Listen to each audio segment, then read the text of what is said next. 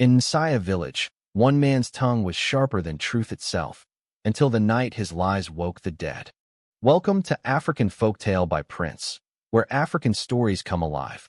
Subscribe and join the family of storytellers.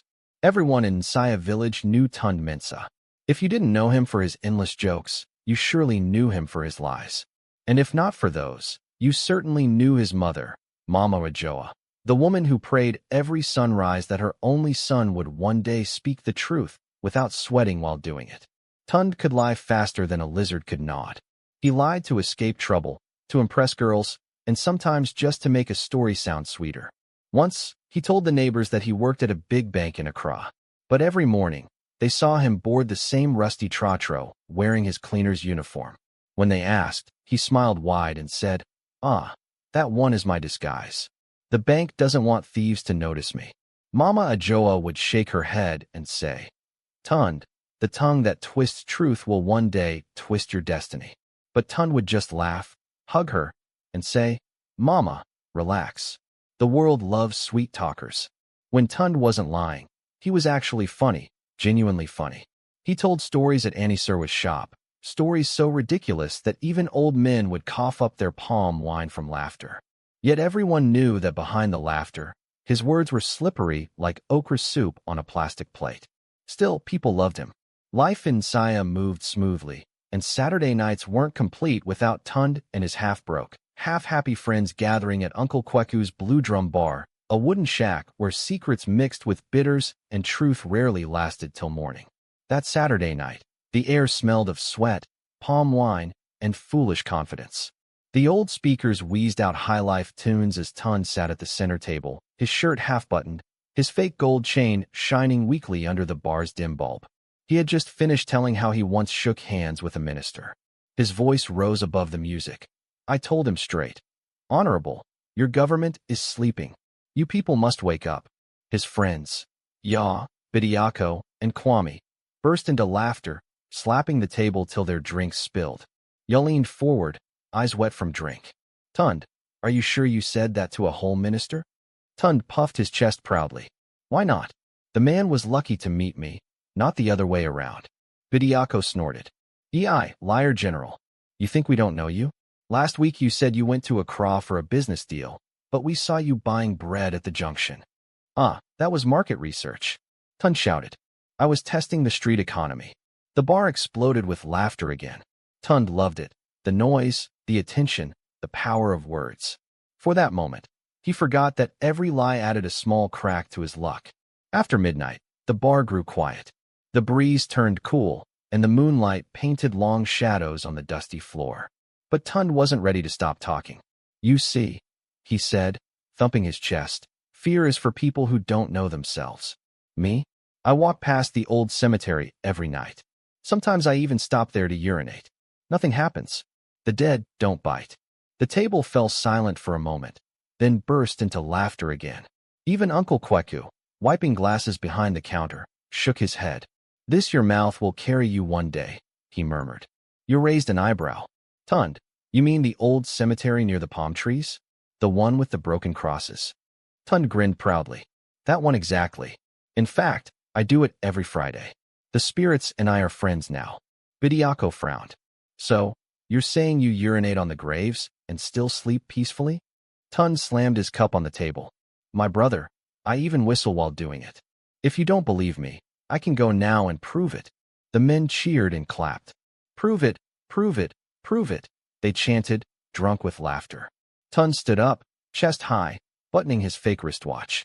"Fine, let's go. Tonight, the spirits will clap for me." The men staggered out of Blue Drum Bar, their laughter echoing through the cool night. The moon hung full and pale above them, bathing the dusty path in silver light.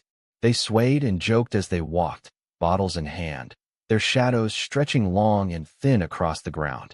The old cemetery sat at the end of the lane, hidden behind tall palm trees that whispered like gossiping elders.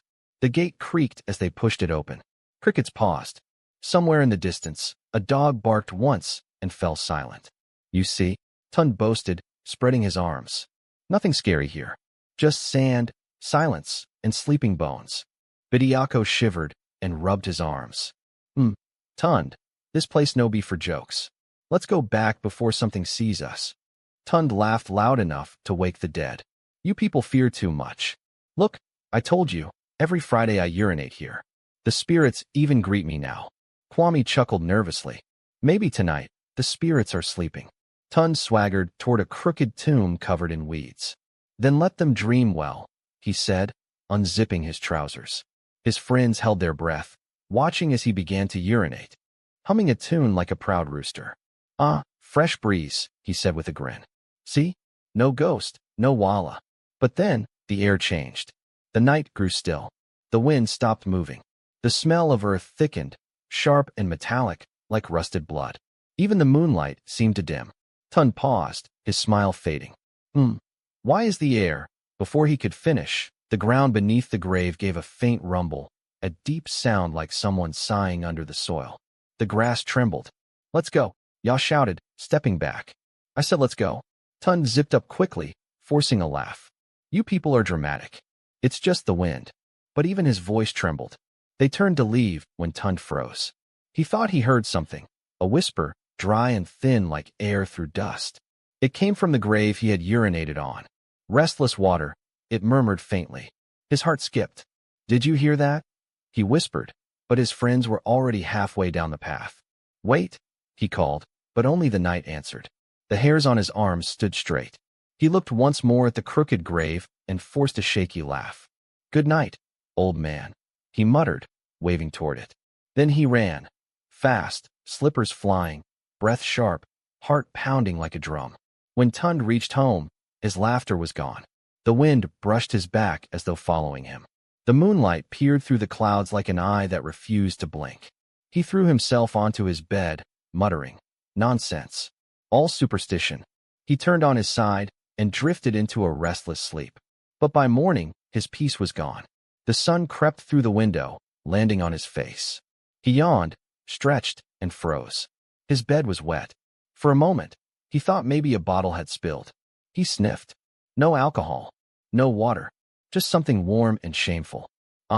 What is this? He whispered, eyes wide. Tund jumped out of bed, confused. How can a grown man wet his bed? He cleaned up quickly, shaking his head. It's just a hangover, he said to himself. It'll pass. He dressed fast, trying to look normal, and walked into the kitchen. Mama Ajoa was frying plantain, her voice humming an old gospel tune. The smell filled the house.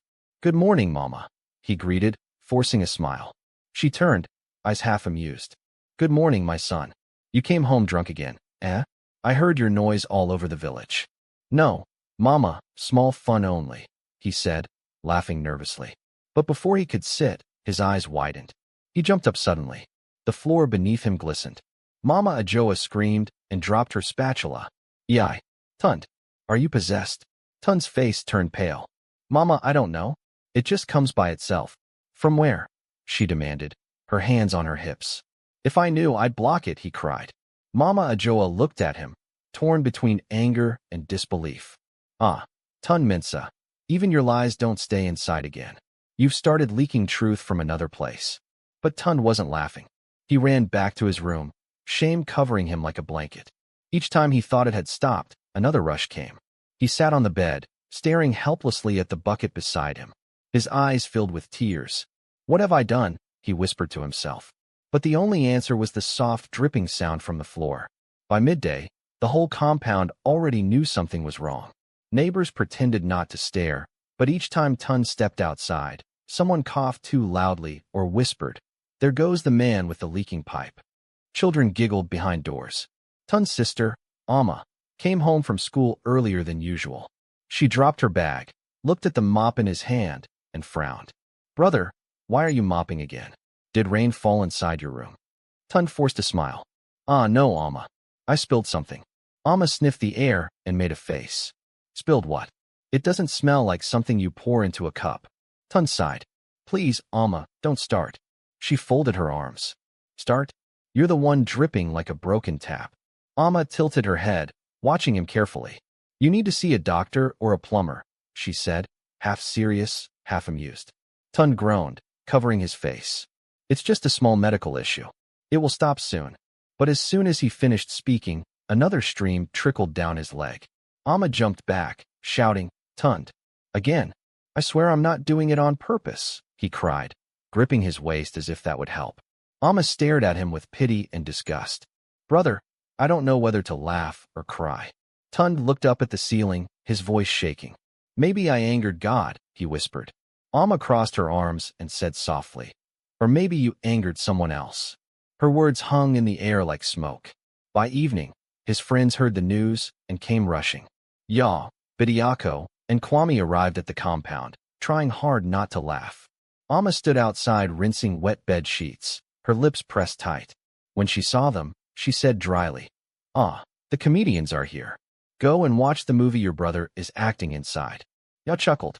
"Amma, you sound angry." "Not angry," she said, wringing the cloth hard. "Just tired of mopping shame." The men pushed open Tund's door. Inside, he sat on the edge of the bed, wrapped in a towel, a bucket beside him. The floor glistened. He looked like a man who had fought with a river and lost. "Tund," Ya shouted. "Chairman of Confidence, what happened to you?" Tund forced a weak smile. "Small infection," he muttered. "Doctor said it will stop soon."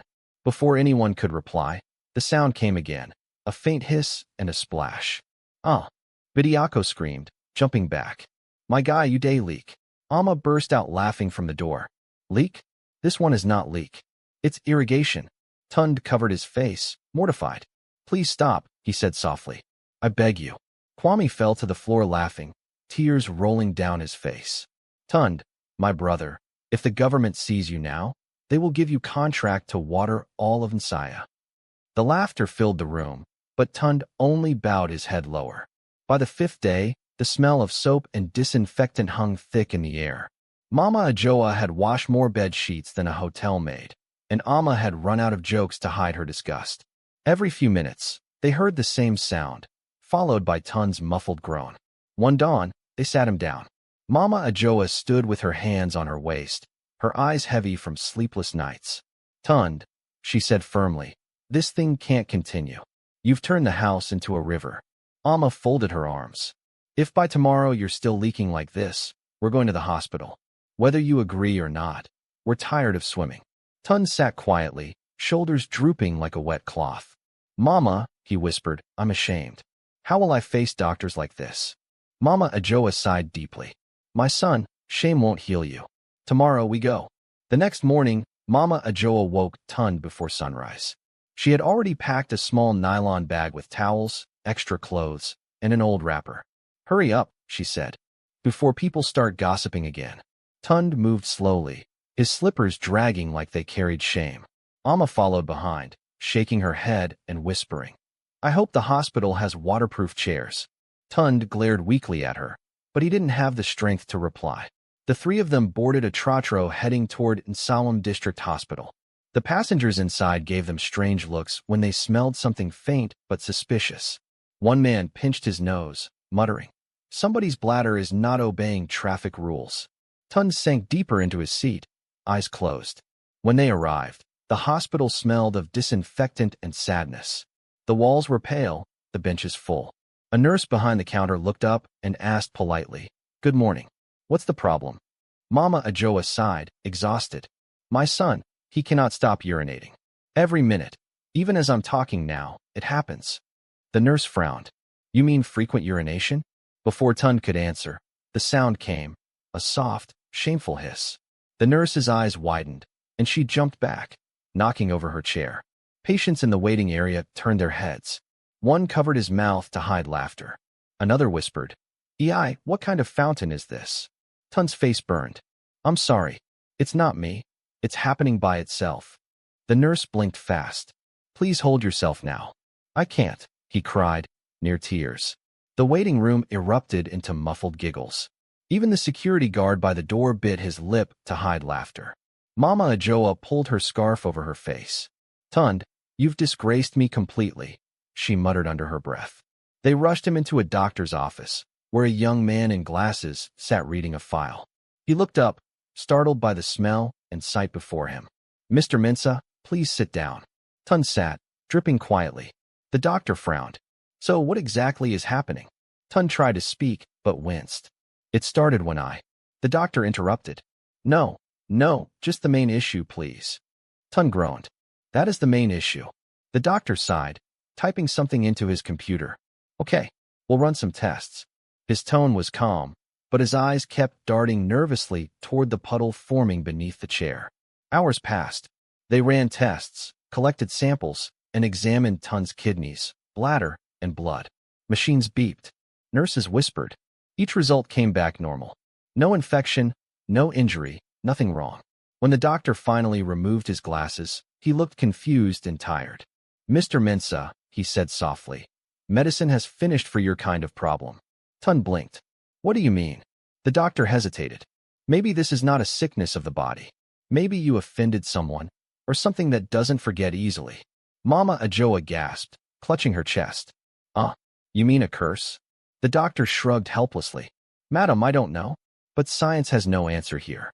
Tun stared at the floor, feeling the world shrink around him.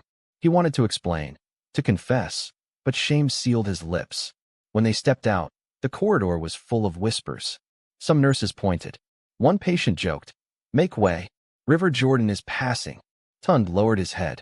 His pride had drowned somewhere between the doctor's office and the hospital gate. Mama Ajoa walked beside him silently, holding a cloth over his back to hide the wet patches. Amma followed, muttering, I told you, you needed a plumber, not a doctor. Outside, the hot sun burned the shame deeper. Tun wanted to disappear, but Mama Ajoa refused to give up. We will not stop here, she said firmly. If medicine cannot help, then the spirits must speak. Amma rolled her eyes. Mama, please, those shrine people. Silence. Mama snapped. We're going to Nana Buzami's shrine. I won't watch my son drown in his own disgrace. They left the town and followed a narrow path through cassava farms until they reached a small mud temple under a giant baobab tree. The wooden signboard outside read, Nana Buzami, he who speaks to the earth. Inside, the air smelled of smoke, herbs, and mystery. Cowries rattled as a deep voice called out, Enter. Nana Buzami sat bare-chested on a low stool, beads around his neck, eyes sharp as firelight. When he saw Tund, a small smile tugged his lips. Ah, so this is the boy who brings rain to his own feet. Mama Ajoa knelt quickly.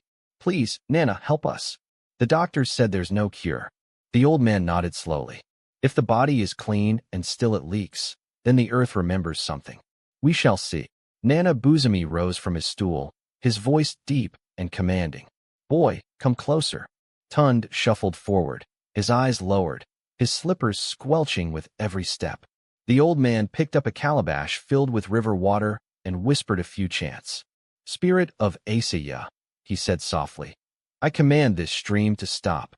He sprinkled the water on Tund's head 3 times.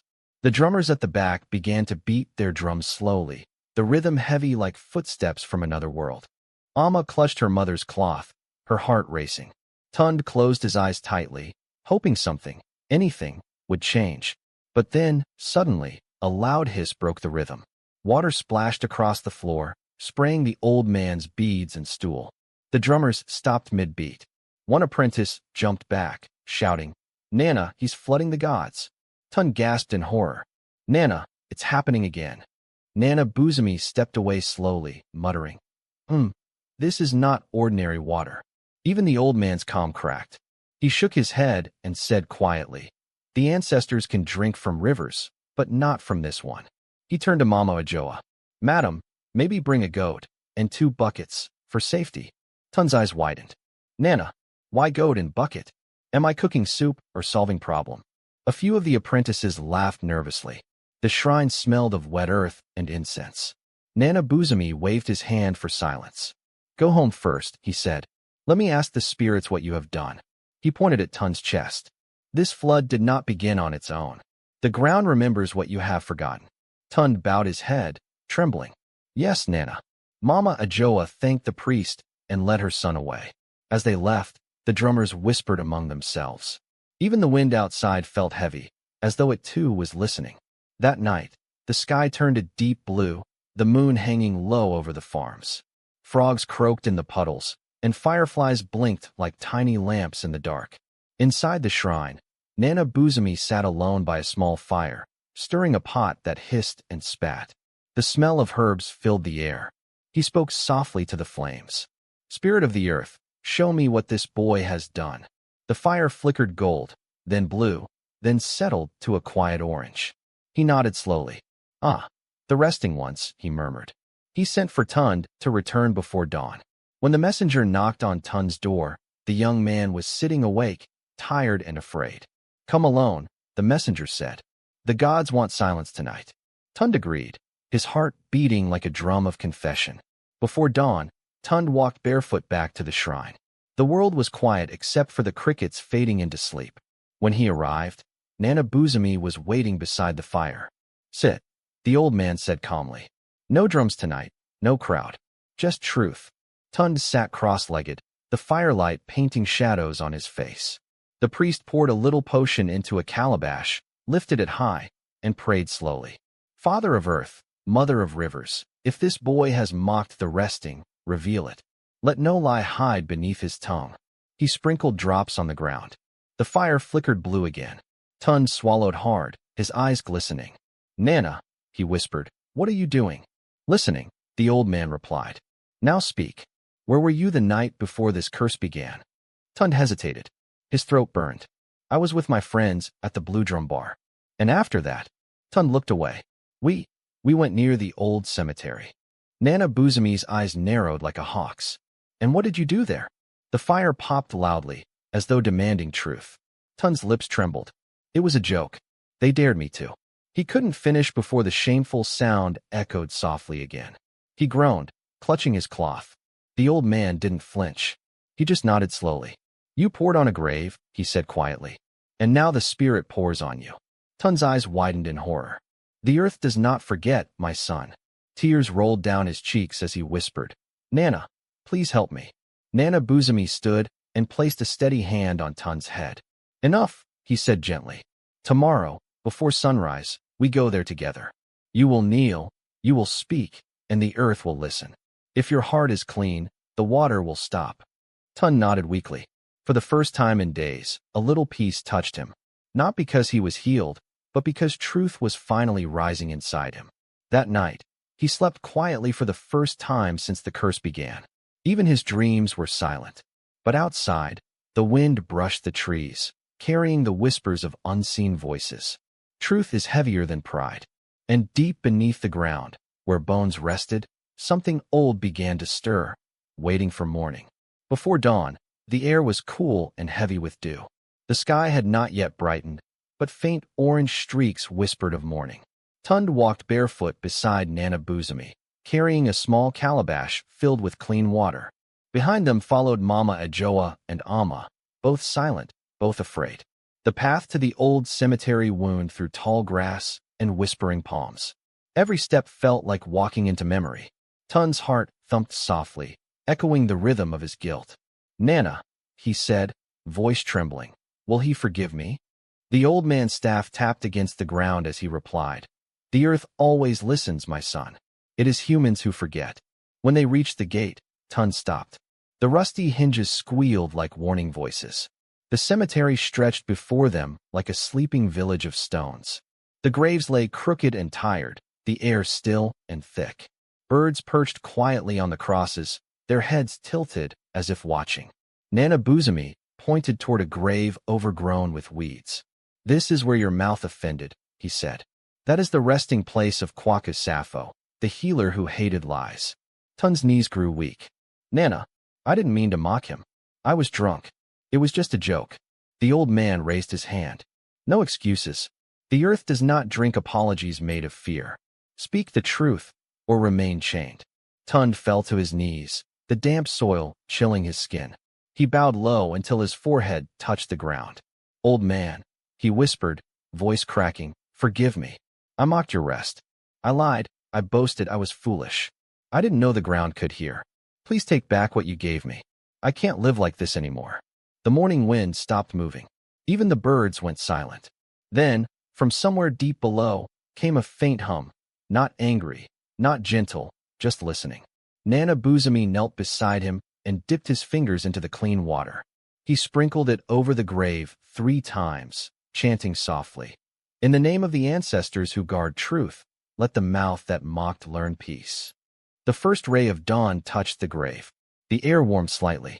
Tun's body went still. For the first time in days, he felt no rushing water, no trembling, no shameful hiss.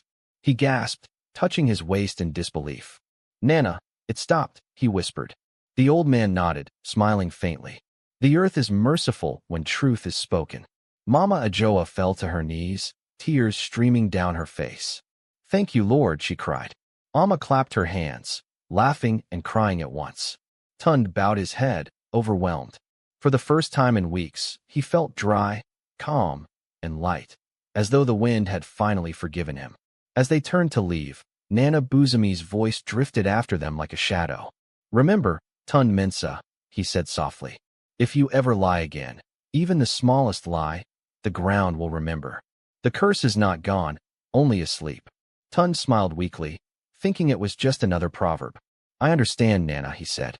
"I've learned my lesson." But he didn't know that the curse had changed, not vanished. From that day onward, every time a lie tried to cross his tongue, a single drop would betray him, small, silent, but enough to remind him of truth. That night, Tund slept like a child. The house was peaceful. Mama Ajoa hummed softly while Amma swept the yard, smiling for the first time in days. The neighbors peeked over the fence, curious but relieved. No buckets, no mops, no whispers of shame. Tund woke early, stretched, and touched the mat twice to be sure. It was dry. "Thank you, Lord," he said quietly. He stepped outside, breathing the cool morning air. "Ah, freedom smells sweet," he murmured. Mama Ajoa hugged him tight, whispering, "Truth has washed you clean, my son." By afternoon, the news had spread through Nsaya. "Tund is healed," the people said. Auntie Serwa even sent a basket of fruit to celebrate. At the Blue Drum Bar, his friends cheered when they saw him. "Chairman of Confidence has returned," Bidiako shouted. Tund laughed shyly, raising his hand. "No more boasting, my brothers. I've retired from lying." The men roared with laughter, thinking he was joking. But when Ya teased, "So you didn't really shake hands with that minister?" Tund smiled and said calmly, "No, I made that up." The table went silent. For the first time, truth sounded stronger than his old lies. Days passed peacefully. Tund helped his mother at the market, carried water for neighbors, and even joined the church choir. Everyone began to say, "The liar has become a saint." But temptation has many faces. One hot afternoon, a young woman passing by asked, "Tund, is it true you once studied abroad?" He opened his mouth to say yes, but then paused, feeling a strange chill in his stomach. He smiled instead and said, "No, my dear. I studied right here, under Mama Ajoa's shouting." The girl laughed, and the moment passed. He wiped his brow in relief. The curse had whispered a warning. 2 days later, the real test came. Tund was helping Uncle Kweku repair a broken bench outside the bar when Bidiako arrived with a crowd of men. "Tund," he shouted, "tell these people how you beat the police officer at arm wrestling that day." Everyone laughed, expecting his usual flair. Tund opened his mouth, his old pride rising. Ah, that officer was strong, but then he felt a tiny warm drop escape. He froze instantly. The laughter around him blurred into silence. He smiled awkwardly and said, "Actually, I didn't beat him. He beat me so fast, I almost fainted." The men laughed again, but this time it was genuine, not mocking. Tund sighed. The earth had reminded him gently. That evening, Mama Ajoa watched her son sitting quietly under the mango tree, lost in thought. "Tund," she called, "why so serious?" He smiled faintly. "I'm just thinking, Mama. All my life, I chased laughter, but I never knew truth had its own peace." She nodded, her eyes soft. "Pride blinds faster than darkness, my son. But humility opens every door." He looked up at the fading sun. "You were right all along, Mama. Sweet talk can fill a room, but truth fills the heart." She smiled and touched his shoulder. "Then keep your heart full, not your mouth." The months that followed were calm. The townspeople began to trust Tund again. He became the one people asked for advice, not gossip. Even Uncle Kweku, once his drinking partner, said proudly, "Tund now talks like a preacher." Children who once mocked him now greeted him respectfully. Yet sometimes, when he stood near the cemetery path, he would pause and whisper, "Thank you, old man Sappho. You could have drowned me, but you taught me instead." And in those quiet moments, The wind would brush the grass lightly, as if an unseen spirit nodded in return. One night, as rain began to fall, Tun dreamed of the cemetery again. He saw the grave glowing faintly under the rain. The spirit of Quacchus Sappho stood beside it, not angry, not smiling, just watching. "You learned well," the spirit said. "Truth will walk with you now.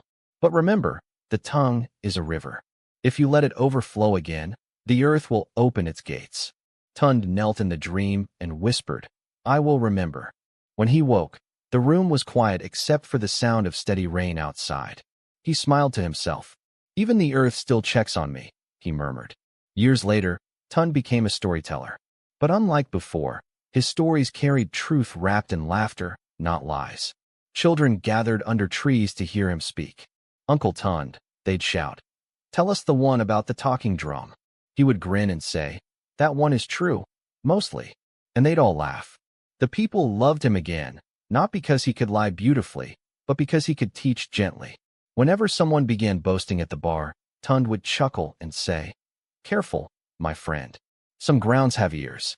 As years passed, the grave of Quacchus Sappho grew greener than all the others in the cemetery. Villagers said that every morning, dew lingered longer there, and birds nested near it peacefully. Some believed the spirit had finally found joy in Tund's repentance. Others said the earth simply smiled when truth returned to it. Tund himself often visited, leaving fresh water and whispering prayers. "Thank you, old healer," he'd say. "You cured me better than any doctor." And each time he walked away, the wind would rustle through the trees as if laughing softly. In the end, Tund became known across villages as Tund the Honest, the man who once lied so much that even his bladder rebelled. When people asked about his story, he'd laugh and say, "It's a long tale, but every drop of it is true." Children laughed, elders nodded, and the lesson lived on. The moral spread from one town to another. Be careful what you joke with and where your pride leads you. Some grounds are sacred, and some words carry weight long after laughter fades. And so, truth became Tund's final companion, quiet, steady, and faithful, walking beside him for the rest of his days. Please, like and share. Don't forget to hit on the subscribe button to African Folktale by Prince.